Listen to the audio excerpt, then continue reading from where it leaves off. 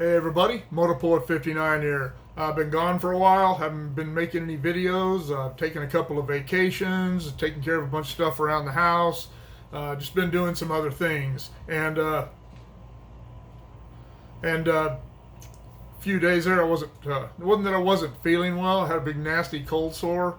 One of the vacations we took was up the coast. It got really hot in the valley here, in the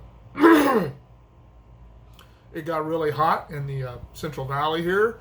So we jumped on the Harley, rode over to the coast, rode up the coast from Morro Bay to Northern California to San Francisco and up to Cloverdale, stayed in Cloverdale, went over to the Mendocino coast, rode a lot, put in about 1,100 miles in 4 days.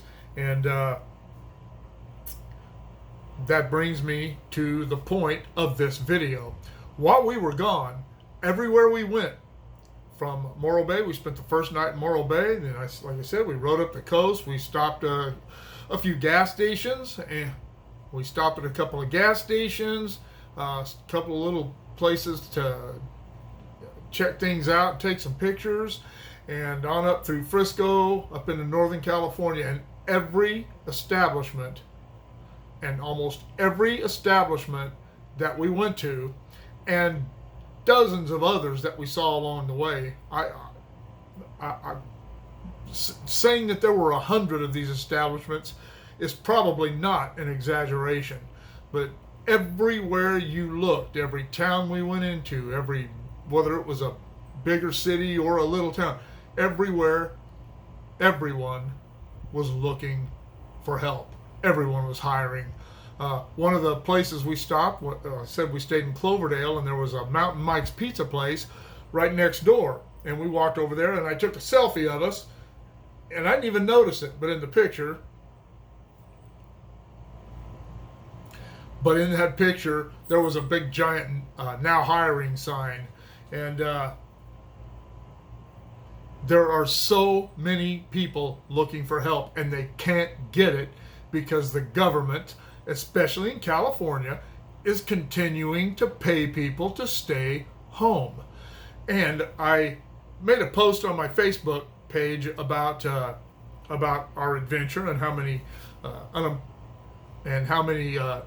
help needed signs we saw.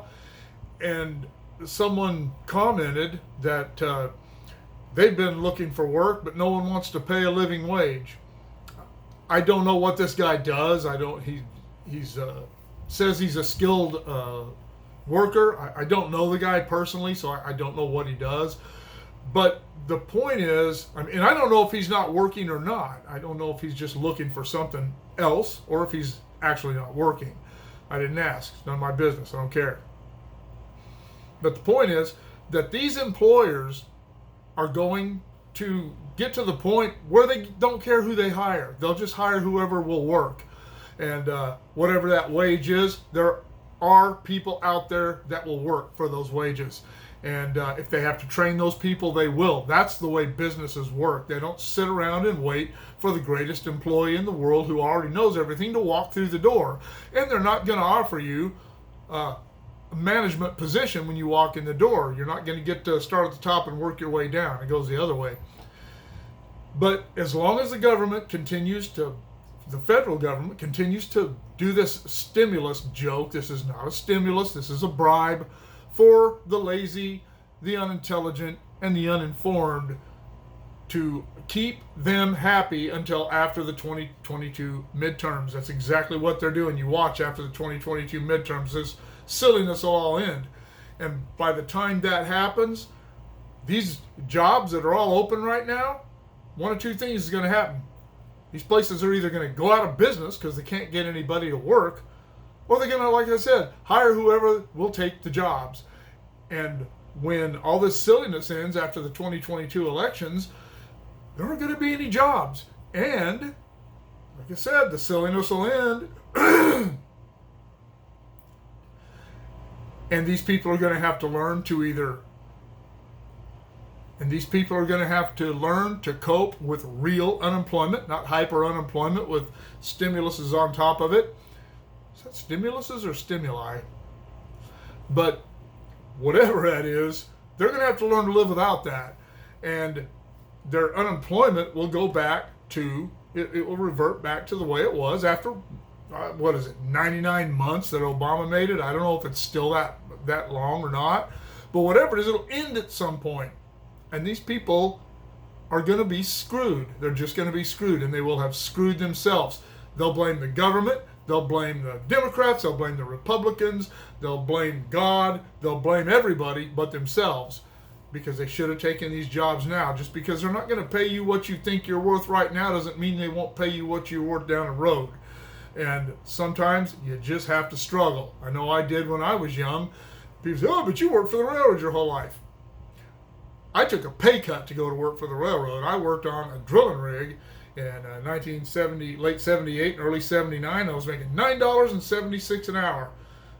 And I was making $9.76 an hour. Don't ask me how I remember that, but I do. And I went to the railroad as an assistant signalman for $7.46 an hour. I remember that because I still have copies of my old pay stubs. And that wasn't very much money. Even back then, 1979, that still wasn't very much. And but I thought, well, this is a career job and things will work out for me. I'm sure they will. And they did. Also, I got laid off in August of 1980, at the end of August, and was laid off until January of 1984. I'd forgotten about the railroad. All I ever done at that point was dig ditches and run equipment. And I worked out in the oil fields running backhoes and stuff, but I still didn't make jack. I struggled. I used to have to hide my Datsun pickup that I hadn't finished paying for yet at the place I was working, because they were going to come and repossess it. I know what it's like to struggle. And there's nothing in the Constitution of the United States that says you may not have to struggle at some point. Just because you don't get to make the money you think you're worth, I mean, sometimes you may have to do something different. I know I did. But this will all end. All this, like I said, all this unemployment goofiness and stimulus, this stuff is all going to come to an end at some point. And at that point, there are going to be a whole bunch of people looking for jobs that are not going to be there anymore. And they're going to have immigrants, whether they're legal or illegal, that's who's going to take most of these jobs. They're going to have people who didn't really care to work to begin with, but figured out, hey, what the heck?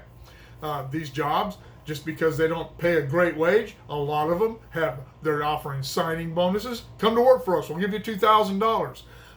They have benefits packages. They have insurance. They have a lot of things that make up for that pay that you think you're not getting. I don't like it when I hear people say, I can't find a job that pays me enough. I mean, if you're used to making $100,000 a year and you have to, take a $40,000 a year job, that's a big cut, but it happens. And it doesn't make me mad when I hear these people say that they can't find a job, but it makes me sad. It makes me sad for the state of affairs. It makes me sad for the direction the Democrats have taken us down this road, using a pandemic to frighten people into counting on the government. That's exactly what they did with all this. And as everybody knows, I had COVID. I almost died from it. But my opinions about the things surrounding COVID, not COVID itself, not the vaccinations, but the things surrounding it, like the unemployment things, the rent forgiveness, all those ridiculous things haven't changed. They haven't changed one bit. The government used this pandemic to scare the lazy, ignorant, and uninformed into compliance with anything they threw out there. And it's sad.